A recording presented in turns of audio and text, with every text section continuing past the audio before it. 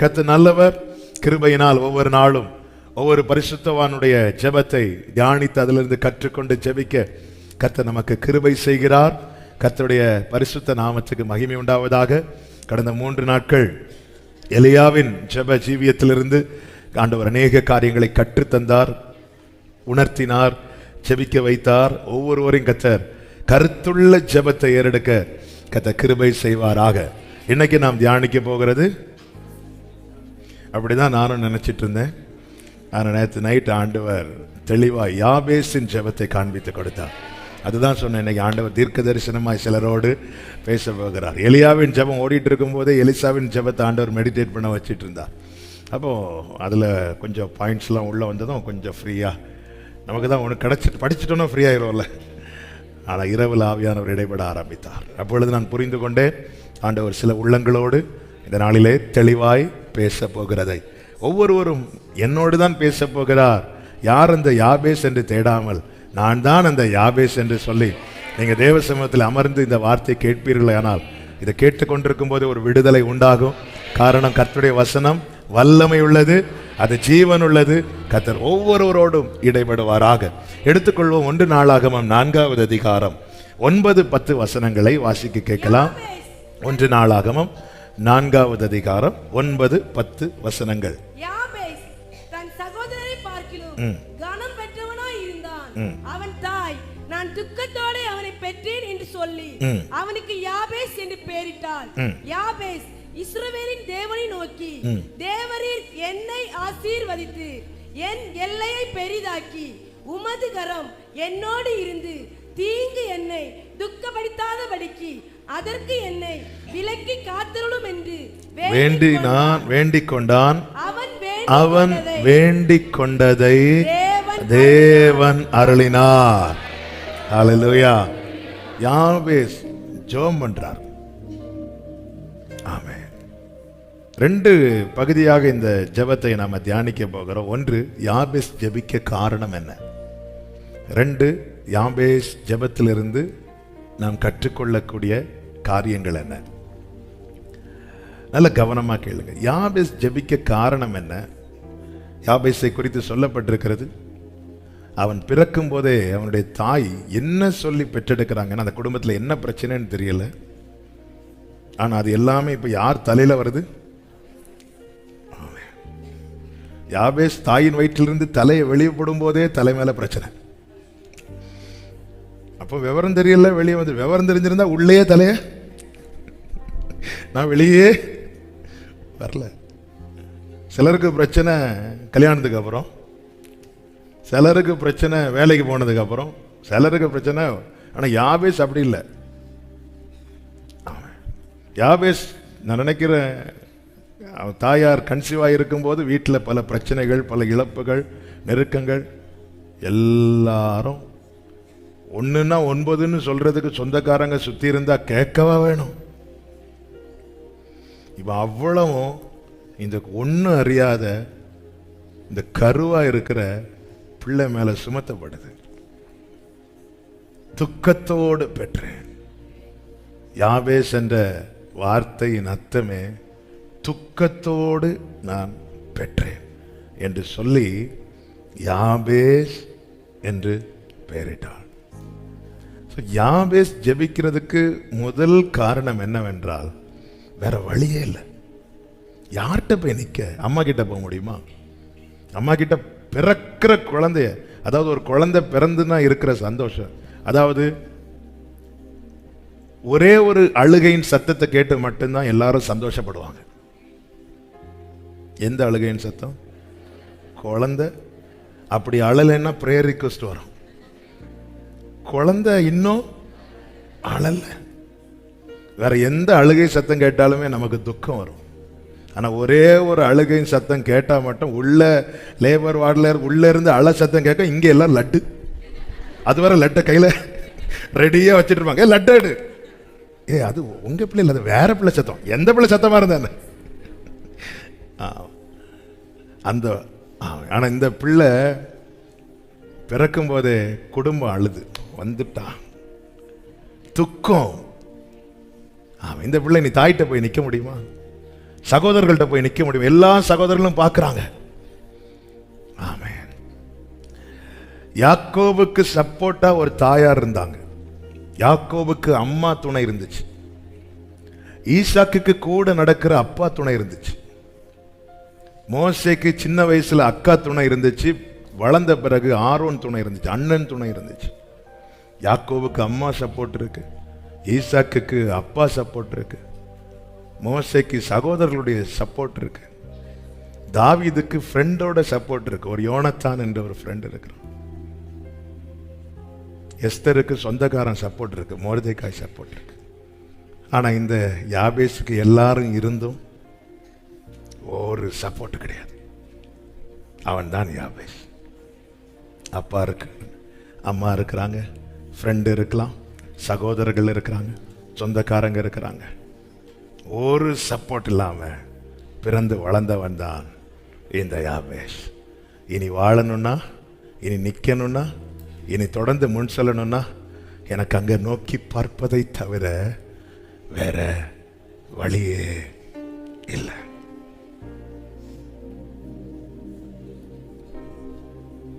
ஹல்லேலூயா. துக்கத்தோடு பெற்றேன் என்று சொன்ன தாய்க்கு கிட்ட போய் என்ன கேட்க முடியும்? சகோதரர்கள்ட்ட போனா என்ன சொல்லுவாங்க? நீ என்னைக்கு பிறந்தியோ, என்ன ஒரு நம்ம ஊர்ல சொல்லுவாங்க, என்ன சனியன் இல்ல, நீ என்னைக்கு பிறந்தியோ, நான் பாரு அம்மாவை கஷ்டப்படுத்தி பிறந்திருக்க நீ. ஆமே. என்ன கஷ்டப்படுத்தி பிறந்தான்? உள்ள இருந்து எனக்கு பைக் வாங்கி கொடுங்கன்னு கேட்டானா? உள்ள இருந்து என்ன கஷ்டப்படுத்தி? அவனுக்கு என்னது தெரியும்? ஆமே. பல நேரத்துல நம்முடைய வேதனையின் மிகுதியில நம்ம என்ன பேசவனே தெரியாது. அப்படிதான் யோபு சொன்னார், நான் பிறந்த நாள் சபிக்கப்படுவதாக. எல்லாரும் பிறந்த நாள் கொண்டாடும் போது யோபு வழியில சொல்றார், நான் ஏன் பிறந்தேன்? நான் பிறந்த நாள் சபிக்கப்படுவதாக.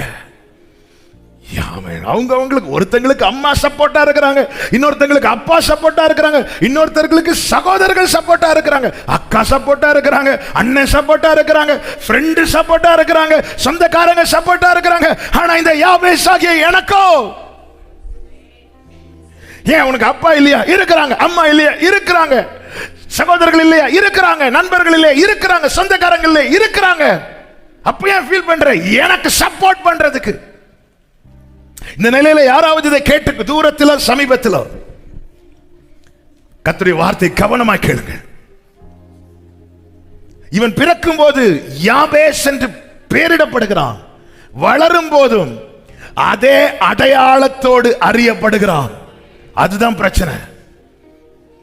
அதே அடையாளத்தோடு அறியப்படுகிறான். பிறந்த யாபேஸுக்கு தெரியல ஏன் எனக்கு இந்த பெயர் வந்துச்சுன்னு. வளர வளர வளர வளர கொஞ்சம் கொஞ்சமா அவனுக்கு அறிவு வரும்போது தான் தெரியுது, ஓ இந்த பேரை செல்ல பேரா வைக்கல. சிலர் செல்ல பேர் வச்சு கூப்பிடுவாங்க, எல்லாரும் கூப்பிடுவாங்கல்ல. என் ஜாஃபியாவுக்கு நாங்கள் வீட்டில் ஹாப்பின்னு கூப்பிடுவோம், அச்சுன்னு கூப்பிடுவோம், செல்ல பேர். இப்படி யாபேஸ் வளரல. எல்லாரும் ஒரு செல்ல. எனக்கு யாபேஸுங்கிற பேரை பைபிளில் தேடி வைக்கல. யாபேஸ்ங்கிற பேரை பாஸ்டர்ட்ட கேட்டு வைக்கல. யாபேஸ்ங்கிற பேரை அப்படி ஒரு இந்த பேர் ரொம்ப ஃபேன்சியா இருக்கு, ரொம்ப ஸ்டைலா இருக்கு, 4 பேர் அப்படி கூப்பிடும் போது என் பிள்ளை அப்படி வைக்கல. யாபேஸ்ங்கிற பேரை சிலர் பாருங்க, அப்பா பேர்ல இருந்து கடைசியும் அம்மா பேர்ல இருந்து இதுவும் சேர்த்து வச்சு பிள்ளைய படுத்துற பாடு.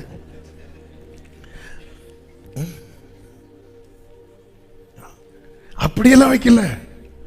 யாபேஸ் வளரும் போது தான் பார்க்குறான், எனக்கு பேர் எப்படி வச்சாங்க தெரியுமா?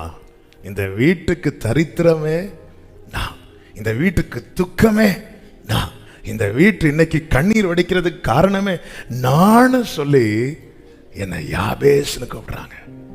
நான் எப்படி எங்க அம்மா கிட்ட போய் ஹெல்ப் கேட்க முடியும்? என்னை பார்த்தாலே அவங்களுக்கு பிடிக்க மாட்டேங்குது. என்னை எனக்கு டெய்லி எனக்கு சாப்பாடு போட்டு வளர்க்கிறதே அவங்க ஏதோ பெரிய வேலையா பார்க்கறாங்க, பெரிய தியாகமா பார்க்கறாங்க. மற்ற பிள்ளைகளுக்கெல்லாம் ஊட்டி ஊட்டி கொடுக்கும் போது எனக்கு மட்டும் போய் எடுத்து சாப்பிடு. இதுதான் யாபேஸ். ஆமே. ஊட்டி கொடுக்கிற தாயின் இடத்துல உரிமையாய் கேட்க தோன்றும். அண்ணா வச்சிருக்கிற எடுத்து சாப்பிடுன்னு சொல்ற தாய்கிட்ட என்ன கேட்க தோணும்? ஆனா தாயினுடைய கம்ப்ளைண்ட் எதுவா இருக்கு தெரியுமா? என்ன இவன் ஒன்னும் சொல்ல மாட்டேங்கிறான், என்ன இவன் ஒன்னும் சொல்ல மாட்டேங்கிறான். நம்ம தான் அடைச்சிட்டோமே சொல்ல விடாம. யாபே சிறு வயதிலேயே ஆமே நீ எந்த காரியத்தையும் எங்க கிட்ட எதிர்பார்க்காத என்று அந்த வீட்டு குடும்பத்திலிருந்து கிடைக்கிற அந்த ஒரு சப்போர்ட் சின்ன வயசுலேயே யாபேசுக்கு அடைக்கப்பட்டு விட்டது. இதுதான் யாபேஸ்.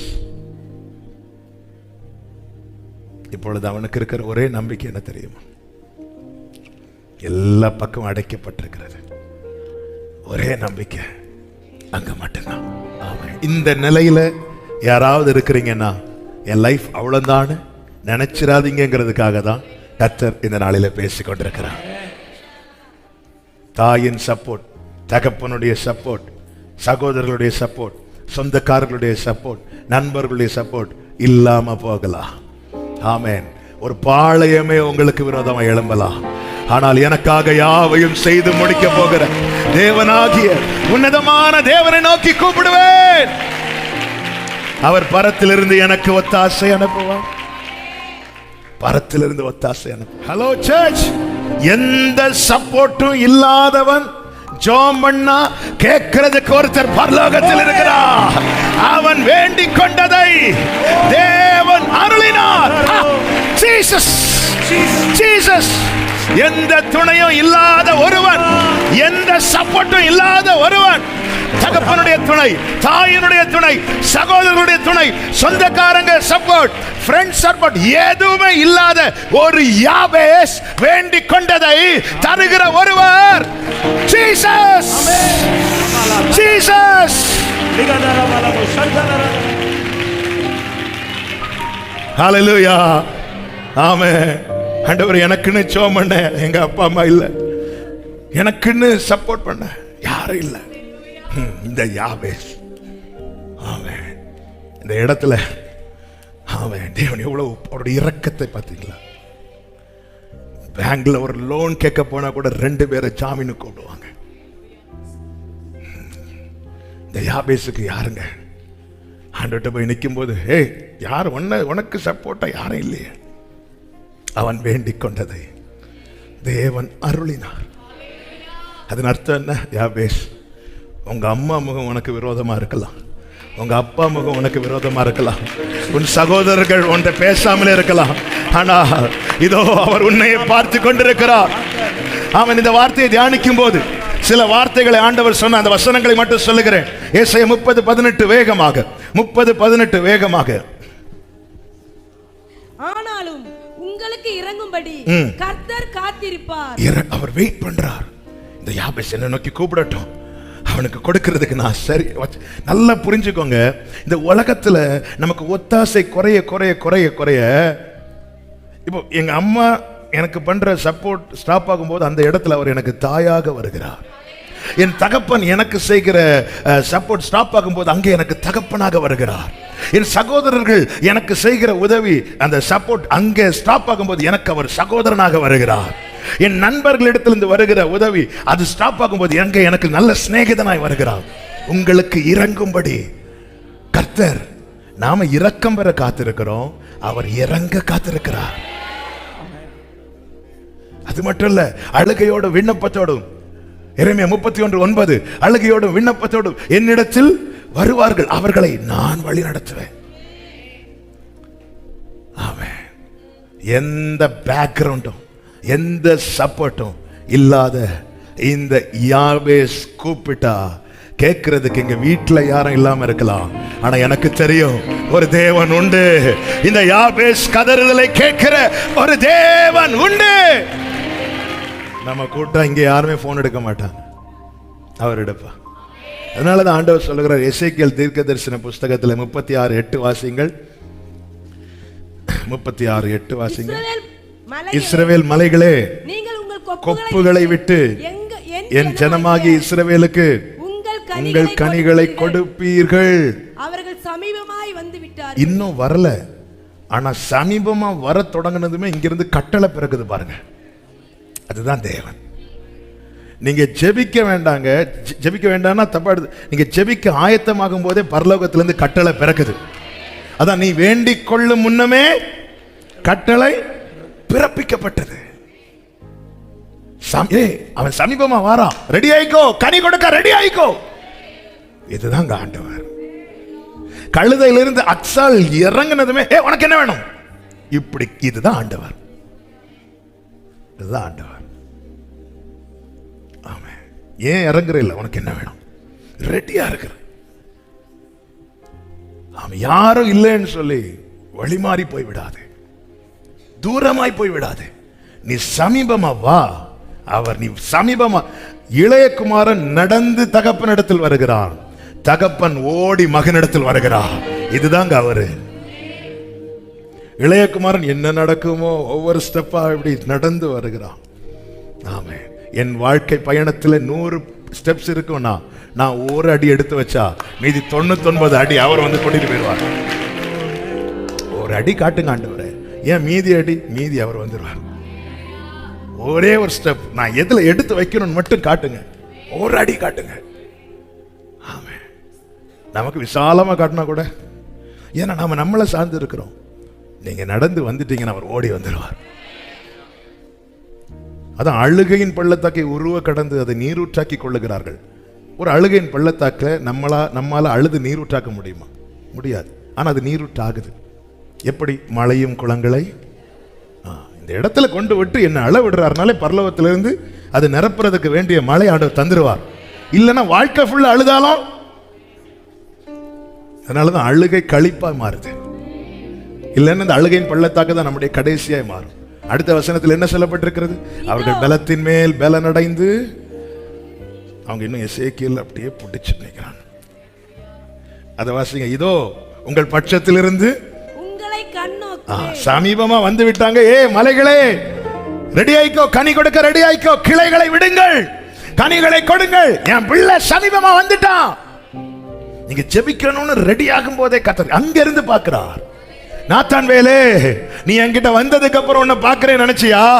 இல்ல, நீ அத்தி மரத்துக்கு கீழே இருந்தாயே, பிலிப்பு வந்து உன்னை அழைக்கும் முன்னமே நான் உன்னை பார்த்துட்டேன். ஹல்லேலூயா, ஆமென், ஆமென். ஜெபிக்க காரணம் என்ன தெரியுமா? அவருடைய முகம் இன்னும் மறைக்கல எனக்கு. அவரை விட்டா எனக்கு வேற ஆப்ஷனே கிடையாது. யார்கிட்ட போய் இங்க கேட்க முடியும்? ஆமென். கர்த்தருக்கு மகிமை உண்டாவதாக. யாபேசின் ஜெபத்துல கற்றுக்கொள்ள வேண்டிய 5 பிரதானமான காரியங்களை நான் சொல்லி ஜெபிக்க விரும்புகிறேன். நம்ம கொஞ்ச நேரம் ஜெபம் பண்ண போறோம். முதலாவது, யாபேஸ் எப்படி ஜெபிக்கிறான் பாருங்கள். ஆமென். 10வது வசனத்தை வாசிங்க. யாபேஸ் இஸ்ரவேலின் தேவனை நோக்கி, தேவரீர் என்னை அவன் யாபேஸ் ஜெபிக்கும் போது அவன் இஸ்ரவேலின் தேவனை தனக்கு மேலாக வைத்திருக்கிறான். யார் இஸ்ரவேல்னு நமக்கு தெரியும். யார் இஸ்ரவேல்? ஏறக்குறைய இதே அனுபவம். யாபேசுக்கு எப்படி துக்கத்தோடு பெற்றேன் என்று பெயரோ, அப்படியே யாக்கோபுக்கு ஒரு பெயர் இருந்தது. அந்த பெயர் தான் என்ன தெரியுமா? எத்தன். எத்தன். ஏசா கிட்ட சொல்லுவான், அவன் யாக்கோப் என்பது சரியல்லவா, இதோடு என்னை 2 முறை ஏமாற்றி விட்டான். அப்ப அவன் வாழ்க்கையை திரும்பி பார்க்கிறான். அதனாலதான் பைபிள் சொல்லுது, மேகம் போன்ற. எதுக்கு இந்த சாட்சிகள் எல்லாம் இருக்கிறது தெரியுமா? அவனை மாற்றினவர், அவரை மாற்றினவர். நாம் பாடுவோமே, ஆபிரகாமுக்கு செய்தவர் எனக்கும், ஆபிரகாமுக்கு எனக்கும் அந்நாளை கழிப்பாய் என்னையும் மாற்றிடுவார். ஆகாரின் கண்ணீரை என் கண்ணீர். இதுதாங்க ஒரு தேவப்பிள்ளை நம்பிக்கை. எத்தன் எண்ணப்பட்ட யாக்கோபை யசூரனாய் ஒருவருக்கு மாற்ற முடியுமானா, இந்த குடும்பம் எனக்கு ஒரு அடையாளத்தை போட்டிருக்கிறது. எனக்கு என்னை ஒரு காரியத்தை வச்சு சொல்லிட்டு இருக்கிறாங்களே, இதை மாற்ற அவருக்கு முடியும். அவர்தான் என் தேவன். அது மாத்திரமல்ல, ஒருவனுடைய கண்கள் எல்லாவற்றுக்கும் யாரை தேடுகிறதோ அவரே அவனுக்கு எல்லாம். சில பிள்ளைங்க பாருங்க எல்லாத்துக்கும் மம்மி வரட்டும், மம்மி மம்மி மம்மிம்பாங்க. சில பிள்ளைங்க டேடி டேடி டேடிம்பாங்க. சிலர் பார்த்தீங்கன்னா எங்க அண்ணன் வரட்டும், எங்க அண்ணன் வரட்டும், எங்க அண்ணன் வரட்டும், எங்க அக்கா எங்க அக்கா. எல்லாத்துக்கும் நம்முடைய கண்கள் யாரை தேடுகிறது என்பதை நம்ம சோதித்து பார்க்கணும். இந்த யாபேஸ் தன்னுடைய எல்லாவற்றுக்கும் வேற யாரையும் வைக்க முடியாத சூழ்நிலை. அதனால தன் எல்லாவற்றுக்கும் அவன் யாரை மேலாக வைத்திருக்கிறான் என்றால் இஸ்ரவேலின் தேவனை மேலாக வைத்திருக்கிறான். அதனாலதான் அவனால நோக்கி பார்க்க முடிந்தது. நம்மில் அநேகர் தேவனை நோக்கி பார்க்க காரணத்தில் ஒன்று என்ன தெரியுமா? நம்முடைய கண்கள் தேடுகிற அநேகரை தேடி காணாமல் போகும்போது நம்முடைய கண்கள் அவரை நோக்கி பார்க்கிறது. ஆனா யாபேஸ் அப்படி அல்ல. யாபேஸ் தன்னிலை உணர்கிறான். இந்த பூமியில தனக்கென்று ஆதரவாய் ஒரு கரம் கூட கிடையாது. இந்த நேரத்தில் அவன் இஸ்ரவேலின் சாட்சி அவனை பலப்படுத்துகிறது, யாக்கோபின் சாட்சி அவனை பலப்படுத்துகிறது. இப்பொழுது அவன் இஸ்ரவேலின் தேவனை தனக்கு மேலாக வைக்கிறான், தனக்கு தெய்வமாய் கொண்டிருக்கிறான். வேதம் என்ன சொல்லுகிறது?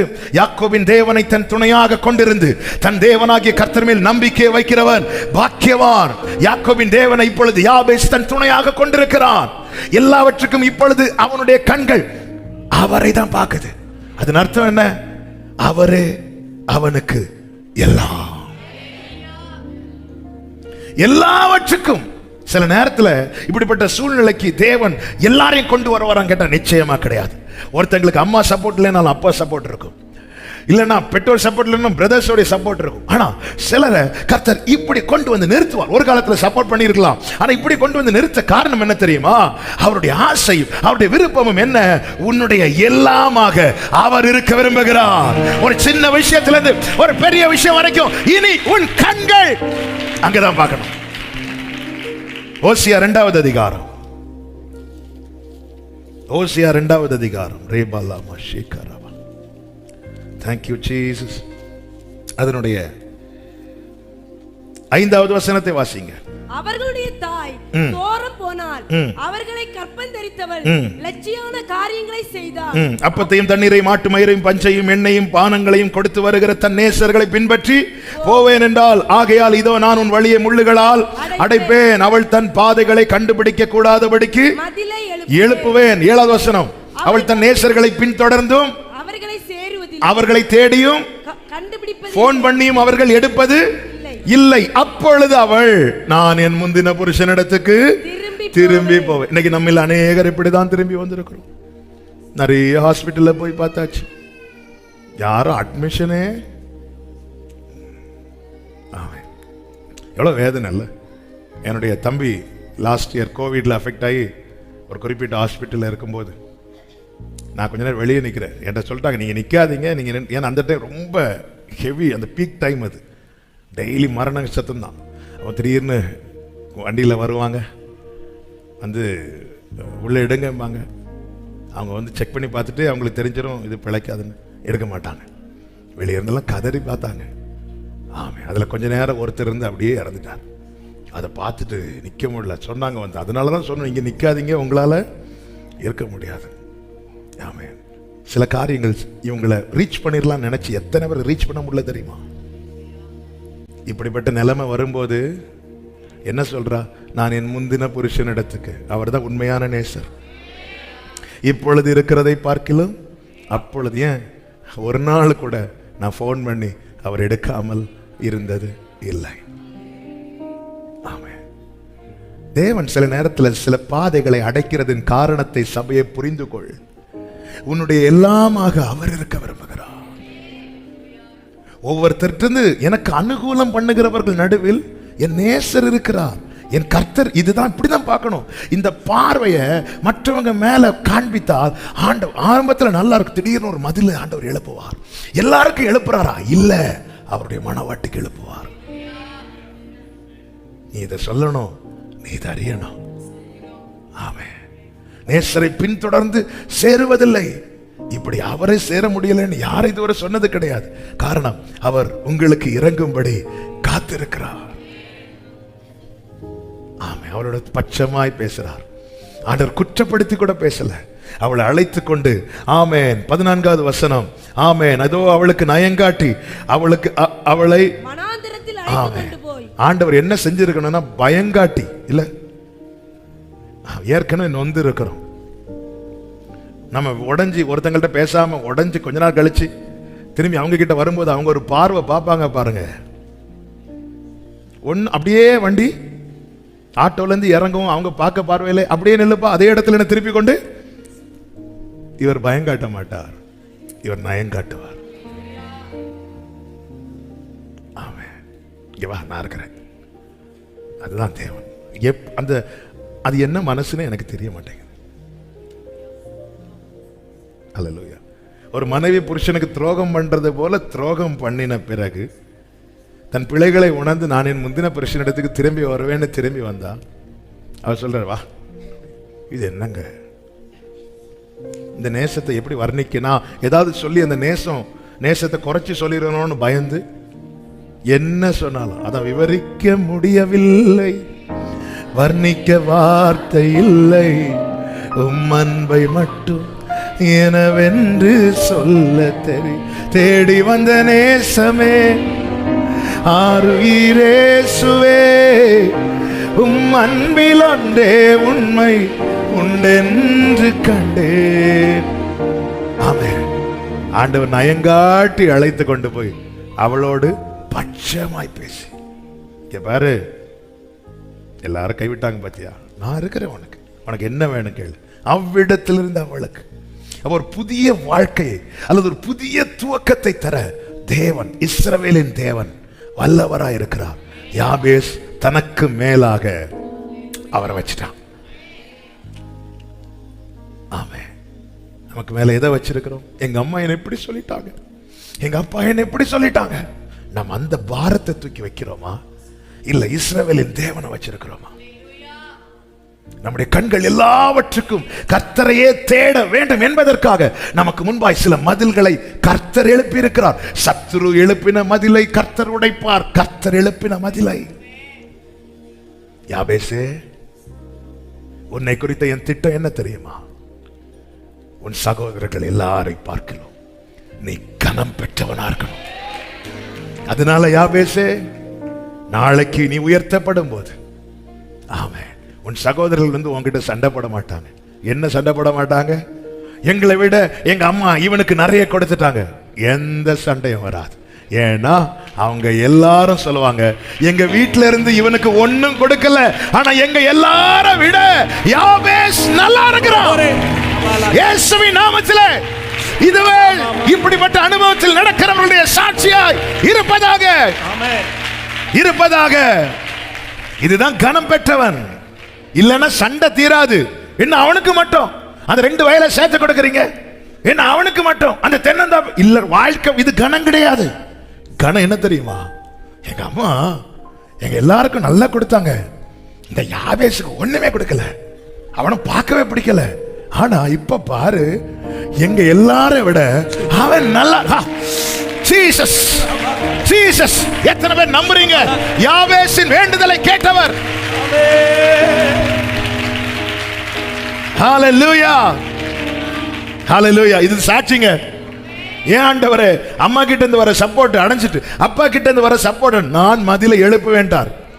இனி அந்த மதிலை உடைக்க 7 நாள் வாசிங்க. சத்ரு கட்டின எரிகாவை உடைக்கலாம், அவர் எழுப்பிட்டார். முள் வேலைய கை வச்சா குத்தம். ஒரே வழி, இஸ்ரவேல் தேவனை நோக்கி பாரு. ஆமென். வேற யார சிலர ஆண்டவர் இப்படிதான் நடத்துறார். யாபேஸ் இஸ்ரவேலின் தேவனை நோக்கி. நாளைக்கு அதான் என் நாமம் தரிக்கப்பட்ட என் ஜனங்கள் தங்களை தாழ்த்தி, என் மேல் அவருடைய நாமம் தரிக்கப்பட்டிருக்கிறதுனா நான் உயர்த்தப்பட அவர் நாமம் எல்லாம் உயர்த்தப்படும். அப்ப நான் இன்னொருவர் தயவில் உயர்த்தப்பட்டால் நான் அந்த மகிமை எப்படி அவருடைய நாமத்துக்கு கொடுக்க முடியும்? ஹல்லேலூயா, ஹல்லேலூயா. தேவனை நோக்கி அடுத்து அவன் என்ன கேட்கிறான் பாருங்க. அந்த வசனத்தை திரும்ப வாசிங்க. 10வது வசனம். யாபேஸ் இஸ்ரவேலின் தேவனை நோக்கி, தேவரீர் என்னை ஆசீர்வதியும் என்று கேட்கிறான். என்னை ஆசீர்வதி. யாபேசின் புரிந்து கொள்ளுதல். இரண்டாவதாக நாம் கற்றுக்கொள்ள வேண்டிய ஆசீர்வாதம் என்பது தீர்மானிக்கிறது அம்மாவோ அப்பாவோ அண்ணனோ தம்பியோ சொந்தக்காரனோ நண்பனோ கிடையாது. எவரையும் மேன்மைப்படுத்தவும் பலப்படுத்தவும் தேவனுடைய கரத்தினாலே ஆகும். தேவன் என்னை ஆசீர்வதிக்கணும்னு நினைச்சிட்டாருன்னா, எங்க அம்மா என்னை இவன் துக்கம், இந்த வீட்டுக்கு துக்கம்னு சொன்னாலும் அதை தடுக்கவோ அதை திருப்பவோ முடியாது. இந்த புரிந்து கொள்ளுதல் ஒவ்வொரு தேவ பிள்ளைக்கும் தேவை. சில சொல்லுவாங்க, பார்த்திருக்கீங்க, இவங்க இருக்கிறது வரைக்கும் என்னை வாழ விட மாட்டாங்க, இவங்க இருக்கிறது வரைக்கும் என்னால முன்னேற முடியாது. இல்ல, சத்துருக்களுக்கு முன்பாய் பந்தியை ஆயத்தப்படுத்துகிறவருங்க நாம் தேவன். சில சொல்லுவாங்க, நீங்க இப்படி சொல்லி சொல்லியே என்ன இல்லாம ஆக்கிட்டீங்க. அதன் அர்த்தம் என்ன? நீ தேவனை வைக்க வேண்டிய இடத்துல அப்படி சொல்லிட்டு இருக்கிறாங்கல்ல, அவங்கள தூக்கி வச்சுட்ட. ஒரு தாய் பிறந்த குழந்தையை பார்த்து இவன் இந்த வீட்டுக்கு துக்கம் என்று சொல்லுகிறாள். அந்த பையன் ஜெபிக்கிறான், என்ன பிளஸ் பண்ணுங்க ஆண்டவரே. யாக்கோபின் நிலைமை பாத்தீங்களா? யாக்கோபன் சொன்னா அவங்க அப்பா கிட்ட இருந்து எதுவுமே வாங்க முடியாது. இன்னொருத்தன் அடையாளத்தால போய் ஒண்ணு வாங்க வேண்டிய ஒரு பரிதாபமான நிலைமை. இதுதான் யாக்கோபு. அந்த யாக்கோபு யாபோக்காற்றின் கரையில போயிருந்து கேட்கிறான், என்ன பிளஸ் பண்ணுங்க ஆண்டவரே. அவன் அறிந்து கொண்டான், ஆசீர்வாதங்கிறது நன்மையான எந்த ஈவும் அது பரத்திலிருந்து உண்டாகி ஜோதிகளின் பிதாவினிடத்திலிருந்து இறங்கி வருகிறது. இந்த புரிந்து கொள்ளுதல் தேவ பிள்ளைகளுக்கு தேவை. ஆமென். இஸ்ரவேலை சபிக்கும்படிக்கு பாலாக் என்பவன் பிளையாமுக்கு கூலி கொடுத்து, நீ எப்படியாவது வந்து இவனை 4 வார்த்தை சபிச்சிட்டேன்னா. சிலர் கூலி கொடுத்து திட்ட வைப்பாங்க, பார்த்திருக்கீங்களா? சிலர் நம்ம சொன்னா ஏக்காதுன்னு சொல்லிட்டு இன்னொருத்தவங்க ஃபோன் பண்ணி, நீங்க ஒரு 4 வார்த்தை நறுக்குன்னு கேளுங்க, ஃபோன் பண்ணி நறுக் நறுக் நறுக். அதுல ஒரு சந்தோஷம். இப்படி பிள்ளையாம் அவன் தீர்க்கதரிசி, அவன் சொன்ன அப்படியே பலிக்கும், அப்படியே கூட்டிட்டு வந்து நிறுத்தி விட்டு பிள்ளையாம் என்ன சொன்னான் தெரியுமா? என்னாகமம் 23வது அதிகாரம் அதனுடைய 20வது வசனத்தை வாசிங்க. இதோ ஆசீர்வதிக்க கட்டளை பெற்ற, அடுத்த வார்த்தை எல்லாரும் கவனிங்க, அவர் ஆசீர்வதிக்கிறார், அதை நான் திருப்ப கூடாது. I cannot reverse it. என்னால் அதை திருப்ப கூடாது, முடியாது. இது அவர் கொடுக்கிறது. சில சொல்லுவாங்க தெரியுமா, இது எனக்கு வர வேண்டியதாகும். அவங்க பேசி அப்படி, நோ, எனக்கு வர வேண்டியதை, எனக்கு கொடுக்கப்பட்டதை நடுவில் யார் நின்னும் திருப்ப முடியாது. ஒரு தகப்பனுக்கு நின்னது திருப்ப கூடாது, ஒரு தாய்க்கு நின்று திருப்ப கூடாது, ஏன் ஒரு தீர்க்கதரிசி வந்து நின்னாலும் அது திருப்ப கூடாது. கொம்புல தைலம், அபிஷேக தைலம் எடுத்துக்கொண்டு வரப்பட்டது தாவீதுக்காக. ஆனால் சாமுவேல் தீர்க்கதரிசி அதை ஆமென் எலியாவுக்கு மேல ஊத்துறதுக்கு பார்க்கறது, திருப்ப பார்க்கிறோம். கர்த்தர் ஸ்டாப் பண்றார், ஹே ஸ்டாப்.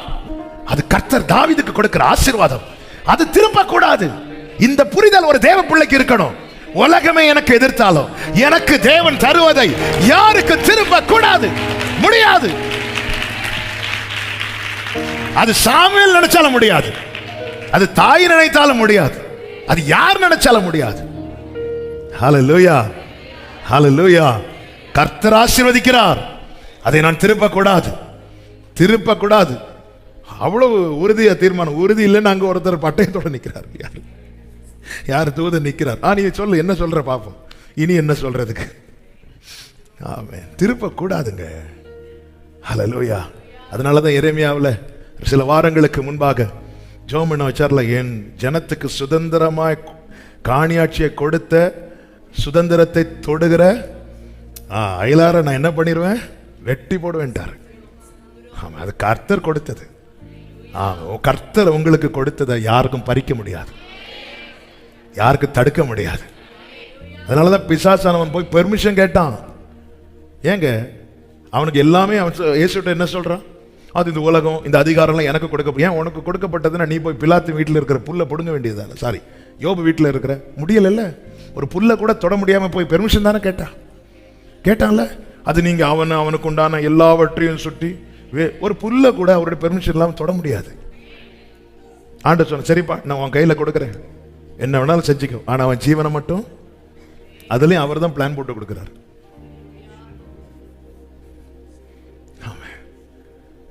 இவங்க வந்துட்டாங்க, 2 சீட்டு, ஒரே ஒரு சீட்டு தான் இருந்து எனக்கு கிடைக்க வேண்டியது, இவங்க போய் பைசா கொடுத்து அதை வாங்கிட்டாங்க.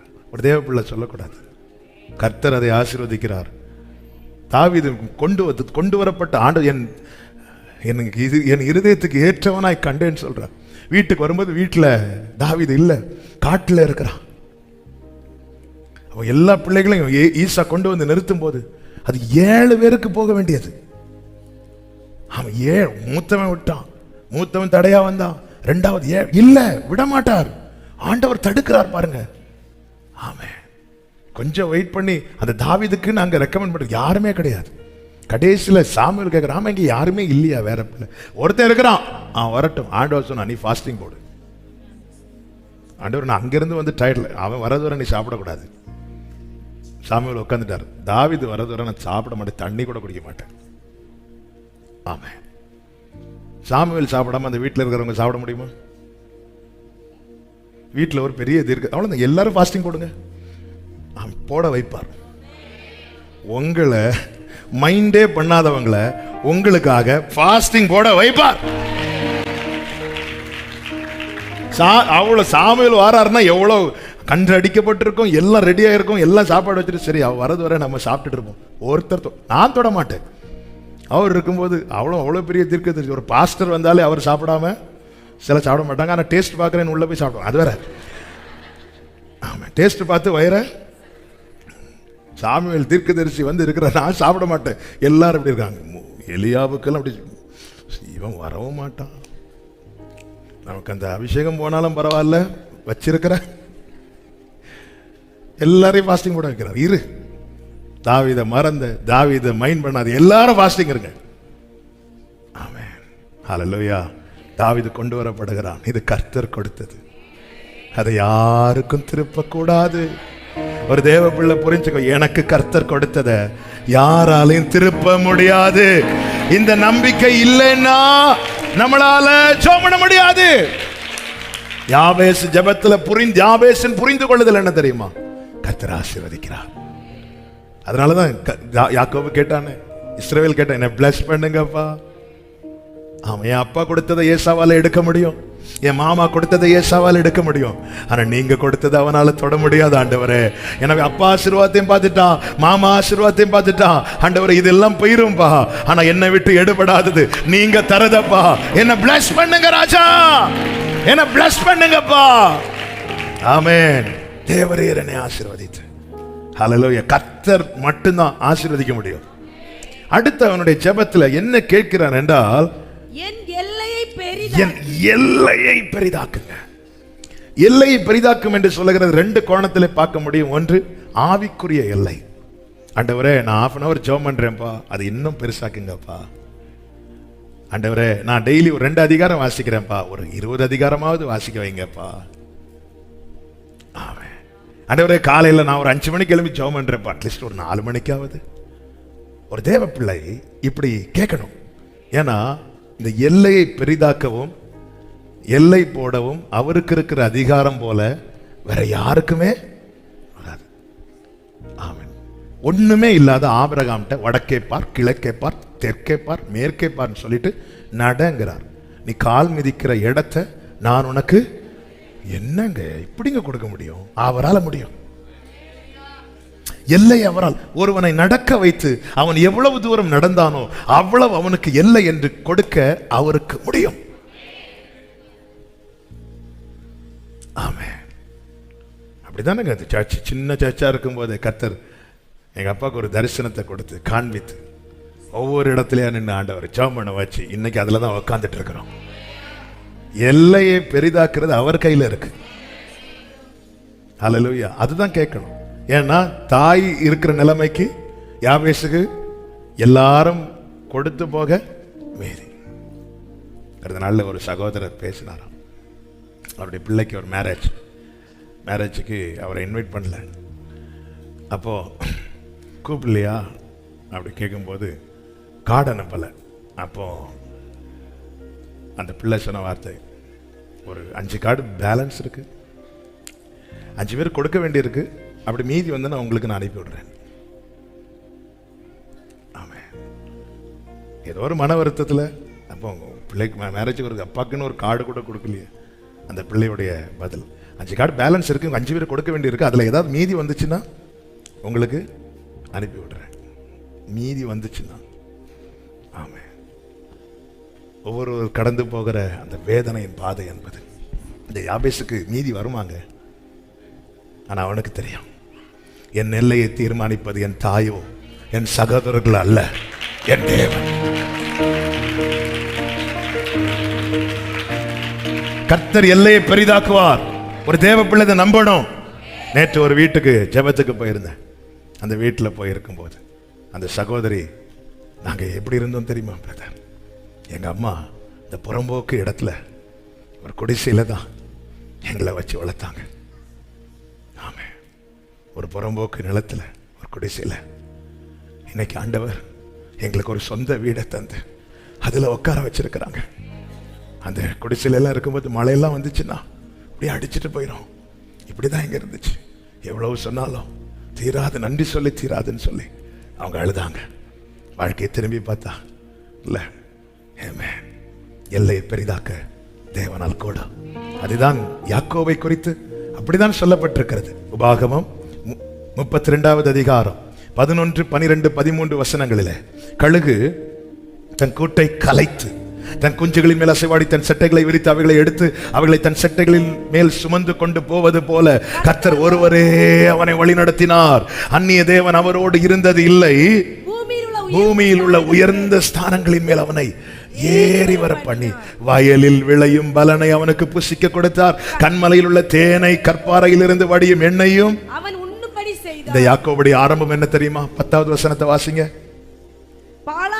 பாழான நிலத்திலும் வெறுமையான அவாந்தர வழியிலும் அவனுடைய எல்லையை கர்த்தர் எப்படி பெருசாக்கினார் பாத்தீங்களா? இந்த இஸ்ரவேலின் தேவனை தான் இந்த யாபேஸ் நோக்கி கூப்பிடுகிறான். ஆமென். தேவனால் மட்டுமே நம் எல்லையை பெரிதாக்க முடியும். ஏசாயா 26:15 எப்படி சொல்லப்பட்டிருக்கிறது?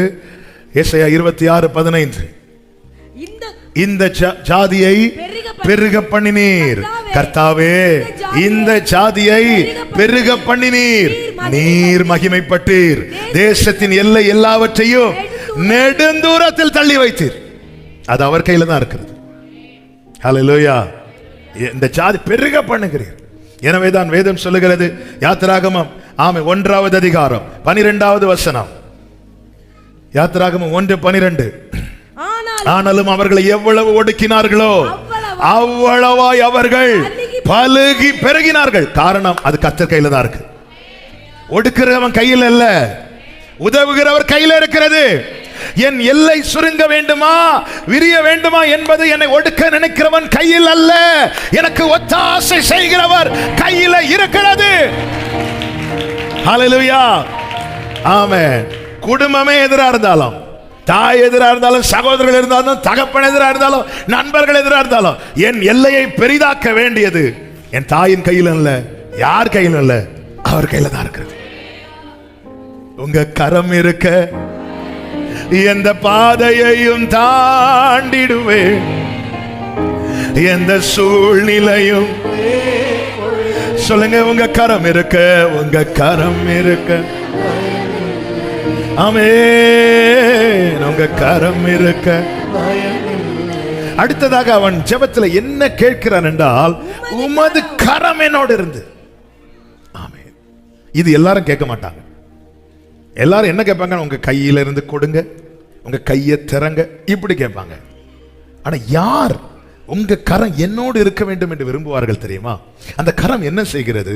139:10 சொல்லப்பட்டிருக்கிறது, உம்முடைய கரம் என்னை நடத்தும், உம்முடைய கை என்னை பிடிக்கும். உமது கை என்னை நடத்தும், உமது வலது கரம் என்னை. தேவன் பிடித்து என்னை நடத்தணும் அப்படின்னு விரும்புறவங்க மட்டும்தான் இந்த ஜெபத்தை வைப்பாங்க. இன்னும் சொல்லணும்னா, ஆண்டவரே நான் வழி மாறி போயிடக்கூடாது, எனக்கு யாரும் இல்லை, என்னை கேட்க யாரும் இல்லை, என்னை விசாரிக்க யாரும் இல்லைங்கிறதுக்காக நான் வழி மாறி போயிடக்கூடாது. நான் நீதியின் பாதையிலே நடக்க விரும்புகிறேன், நீர் நியமித்த பாதையிலே நடக்க விரும்புகிறேன். அதனால ஆண்டவர், என்னால முடியாதப்பா, உங்க கரம் என்னோடு இருந்து. எவன் ஒருவன் தேவனால் நடத்தப்பட விரும்புகிறானோ அவனுடைய ஜெபம் இது. அவ யாபேஸ் என்ன விரும்புறான்னா, ஆண்டவரே எங்க அம்மாவை எனக்கு சப்போர்ட் பண்ண சொல்லுங்க ஆண்டவரே, எங்க அண்ணனை எனக்கு சப்போர்ட் பண்ண சொல்லுங்க ஆண்டவரே, அப்படி கேட்காம நீங்க எனக்கு துணையாய். அவர்தான் ஆபத்து காலத்துல அனுகூலமான துணை. ஆண்டவர், நான் நீதியின் பாதையில நடக்க விரும்புகிறேன், நீர் நியமித்த பாதையில நடக்க விரும்புகிறேன் ஆண்டவரே. இவங்க சொல்றது நான் இல்லைங்கிறத காண்பிக்க விரும்புகிறேன்ப்பா ஆண்டவரே. உங்க கரம் என்னோட இருந்து, உங்க கை என்னை பிடிக்கும், உமது கரம் என்னை நடத்தும். உங்க கை என்னை பிடிக்கட்டும், உங்க கை என்னை நடத்தட்டும். அடுத்து என்ன கேட்கிறான் தெரியுமா? தீங்கு என்னை துக்கப்படுத்தாதபடிக்கு அதற்கு என்னை விலக்கி காத்து. அதை இப்படி சொல்ல விரும்புகிறேன் ஆண்டவரே. எங்க அம்மா என்னை குறித்து ஒண்ணு சொன்னாங்களே, என் சகோதரர்கள் என்னை குறித்து ஒண்ணு சொன்னாங்களே, அது இல்லைங்கிறத ப்ரூவ் பண்ணணும் ஆண்டவரே. அப்படி இல்லைங்கிறது ப்ரூவ் பண்ணணும் ஆண்டவரே, நிரூபிக்கப்படணும் ஆண்டவரே. அவங்க நினைச்சது மாதிரியே இனி என் குடும்பத்தில் ஒரு துக்கமோ ஒரு வேதனையோ வந்தா எல்லாரும் அதை ஆமா பாத்தியா பாத்தியா நான் சொன்னேன் பாத்தியா அப்படி ஆயிரம்ல ஆண்டவரே. அந்த தீங்கு என்னை துக்கப்படுத்தாதபடிக்கு அதற்கு என்னை ஆமென் விலக்கி காத்துக்கொள்ளும். வேதம் சொல்லுகிறது, அவன் வேண்டிக் கொண்டதை தேவன் அருளினார். உங்களை குறித்து எனக்கு என்ன பேசிட்டு இருக்கிறாங்க? இஸ்ரவேலின் தேவனை நோக்கி பாருங்க. ஆமென். ஆண்டவர் ஏசா யாக்கோபை குறித்து இப்படி சொன்னானே அப்பா, ஆனா அது இல்லைங்கிறத ப்ரூவ் ஆயிட்டு யாக்கோபு எல்லாத்தையும் ஏசாவுக்கு முன்னாடி கொண்டு வந்து வச்சுட்டு என்ன வேணாலும் எடுத்துக்கோண்ணா அப்படி சொல்ல வச்சுட்டு ஆண்டவரே. ஆண்டவர் என் தாய் என்னை குறித்து சொல்லிட்டாங்க, இவன் பிறந்ததுல இருந்தா இவனாலதான் இந்த பிரச்சனை, இவனாலதான் இந்த துக்கம். ஆண்டவர் அந்த தீங்கு துக்கப்படுத்தாதபடிக்கு அதற்கு என்னை விலக்கி காத்துக்கொள்ளும் என்று அவன் வேண்டினான். அவன் வேண்டிக் கொண்டதை கர்த்தர் அருளினார்.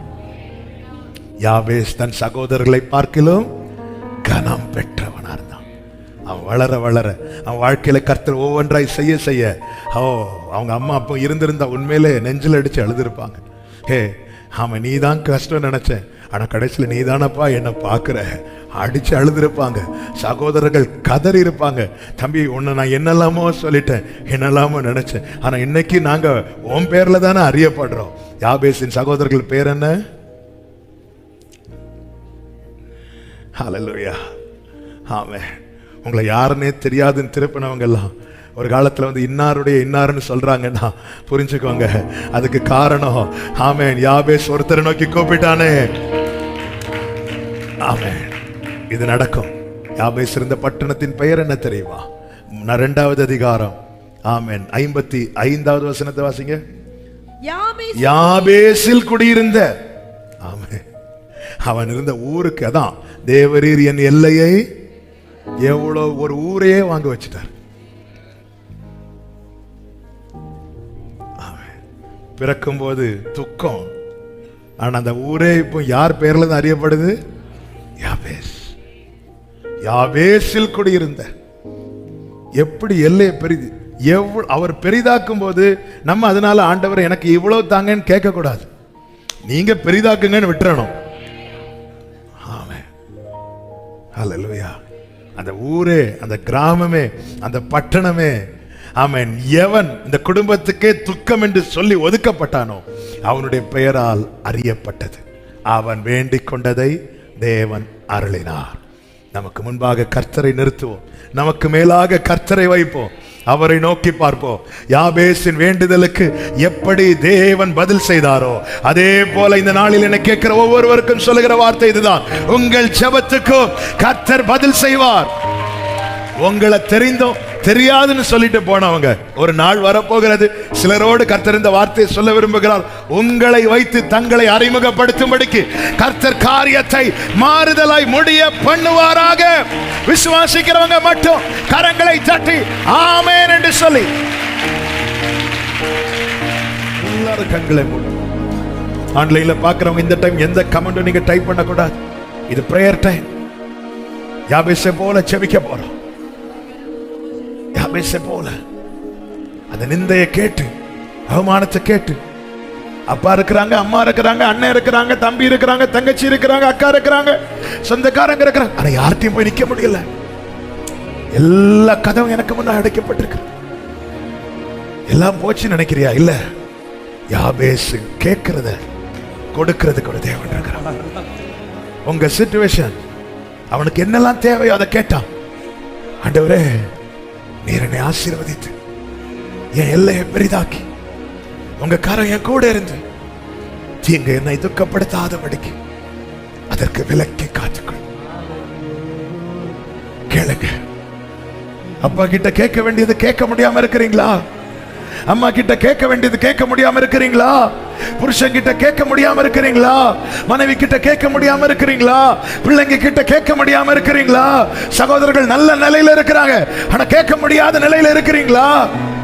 தேவனை நோக்கி பாருங்க. ஆண்டவர் சமூகத்துல உங்கள் கண்ணீர் ஜெபமாய் விழட்டும். பேசுங்க ஆண்டவரோடு, பேசுங்க ஆண்டவரோடு. கொஞ்சம் ஒரு சில நிமிடங்கள் உங்களுக்கு முழங்கால் போட்டு ஜெபம் பண்ணணும்னு தோணுச்சுன்னா போட்டுருங்க. உங்களுக்கு இப்போ இந்த டைம், இவ்வளவு நேரம் கர்த்தர் பேச கேட்டோமே, கர்த்தருடைய வார்த்தை கேட்டோமே, ஆண்டவர்ட்ட பேசுங்க, கதறுங்க. உங்க கண்ணீர் தேவ சமூகத்தில் விழட்டும்.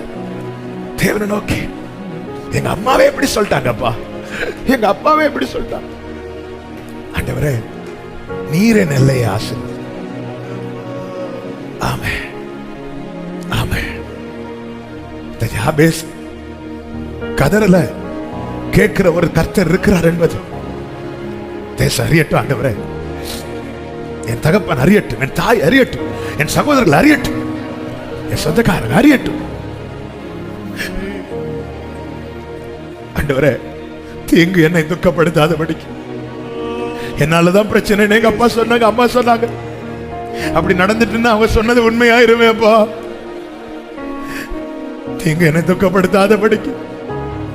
இவன் தான் அவ்வளவு பிரச்சனைக்கும் காரணம். இவனால இந்த குடும்பம் சீரழிய போகுது பார், இவனால இந்த குடும்பம் கீழே விழ போகுது பார், இவனால இந்த குடும்பத்துல நஷ்டம் பாரு, இப்படி சொல்லிட்டு இருக்கிறாங்கப்பா. அப்படி நடந்துட்டுனா அவங்க சொன்னது உண்மையாயிருமே. ஆண்டவர், நீங்க சொன்ன வார்த்தையே உண்மையப்பா. தீங்கு என்னை துக்கப்படுத்தாதபடிக்கு அதற்கு என்னை விலக்கி காத்துக்கும். சோமண்ணு சகோதரா, சோமண்ணுங்க சகோதரி, கர்த்தர் இந்த நாளில் உங்களுக்காகவே பேசியிருக்க, உங்களுக்காக. என் தகப்பனே, நன்றி அப்பா, நன்றி அப்பா.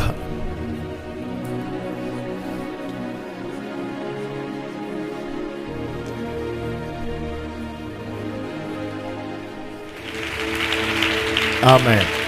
நீங்க இந்த வசனத்தை படிச்சீங்கன்னா தெரியும், யாபேசை குறித்து சொல்லும் போதே அவன் கனம் பெற்றவனாயிருந்தான் என்று தான் சொல்லப்பட்டிருக்கு. ஆமென். உலகம் கொடுத்த அடையாளம் கீழே தான், அவர் கொடுக்கிற அடையாளம் தான் மேல. ஆமென். நாளை இன்னைக்கு நீங்க எப்படி அறியப்படுறீங்கன்னு தெரியாது, ஆனா நாளை ஆமென் அடுத்த தலைமுறை எப்படி சொல்லும் தெரியுமா? அவர் கொடுத்த அடையாளத்தின்படி, உலகம் கொடுத்த அடையாளத்தின்படி அல்ல, கர்த்தர் கொடுத்த அடையாளத்தின்படி. ஆமென். ஹல்லேலூயா. யாக்கோபு இன்னைக்கு எப்படி அறியப்படுகிறான் தெரியுமா? ஆமென். தேவன் இஸ்ரவேல் என்று கொடுத்த அடையாளத்தின்படி. அந்த இஸ்ரவேலை திருப்பி பார்க்கும் போது யாக்கோபை தான் இஸ்ரவேலா மாற்றி இருக்கிறார். இந்த யாபேஸா, இந்த பட்டணம் என்ன பட்டணம்? இது யாபேஸ். என்னப்பா யாபேஸ், இது என்ன புதுசா இருக்கு? இந்த யாபேஸை தான் இவங்க அம்மா பிறக்கும் போது இப்படி சொன்னாங்க. அவனுக்கு எதுவுமே இல்லை, ஆனா அவன் அங்க பார்த்துட்டான். அவரால இப்போ நிச்சயமாய் முடிவு உண்டு. உன் நம்பிக்கை வீண் போகாது. நல்ல கரங்களை தட்டி ஜீசஸ், ஜீசஸ், ஜீசஸ், ஜீசஸ்.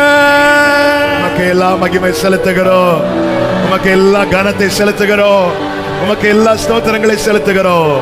நீர் மகிமைப்படுவீராக, நீர் மகிமைப்படுவீராக, நீர் மகிமைப்படுவீராக.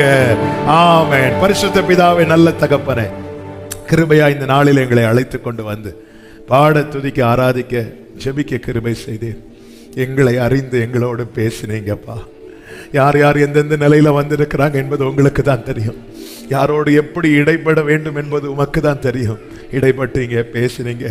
யாபேஸ் கேட்டது ஆண்டவர் அவனுக்கு எட்டாத காரியம், ஆனா அது கொடுப்பது உமக்கு பிரியமா இருந்ததுனால அவன் கேட்டதை தேவன் அருளினீர். அப்படியே இந்த நாளிலே நம்முடைய பிள்ளைங்க என்னென்ன சொல்லி கேட்டாங்களோ அதை நம்முடைய பிள்ளைகளுக்கு கொடுத்து, ஆமென், நம்முடைய பிள்ளைகளை சாட்சியாய் நிறுத்த போகிற தயவுக்காக உமக்கு ஸ்தோத்திரம், ஸ்தோத்திரம், ஸ்தோத்திரம் அப்பா. சமாதானத்தோடு அனுப்புங்க, சாட்சியாய் கொண்டு வாங்க. நாளைக்கு மற்றும் தொடர்ந்து நடக்கிற எல்லா ஜெபங்களை பொறுப்படுத்திக் கொள்ளும். விசேஷமா அடுத்த வாரம் நடக்கிற இந்த அபிஷேக ஆராதனை ஆவியானவர் ஆண்டவர் இதுவரை இல்லாத அளவுக்கு நம்முடைய பின்மாறி எங்கள் நடுவிலே பொழிந்தருளும்படி ஜெபிக்கிறோம், தாழ்த்துகிறோம். மகிமை கனம் எல்லாமும் ஒருவருக்கே செலுத்துகிறோம், இயேசு கிறிஸ்துவின் நாமத்தில் பிதாவே, ஆமென். என் ஆத்துமாவே கர்த்தரை ஸ்தோத்திரி, முழு உள்ளமே அவருடைய பரிசுத்த நாமத்தை ஸ்தோத்திரி. என் ஆத்துமாவே கர்த்தரை ஸ்தோத்திரி. கர்த்தர் செய்த சகல உபகாரங்களை மறவாதே. ஆமென். நம்முடைய கர்த்தராகிய இயேசு கிறிஸ்துவின் கிருபையும் பிதாவாகிய தேவனுடைய அன்பும் பரிசுத்த ஆவியானவருடைய ஐக்கியமும் சிநேகமும் பாதுகாவலும் நம் அனைவரோடும் தேவ சமூகத்திலே யாபேசை ஆசீர்வதித்தவர் என்னையும் ஆசீர்வதிப்பார் என்று காத்திருக்கிற ஒவ்வொருவரோடும் கர்த்தருடைய வருகை மட்டும் தங்கியிருப்பதாக. ஆமென். ஹல்லேலூயா. God bless you. கர்த்தர் உங்களை ஆசீர்வதிப்பாராக.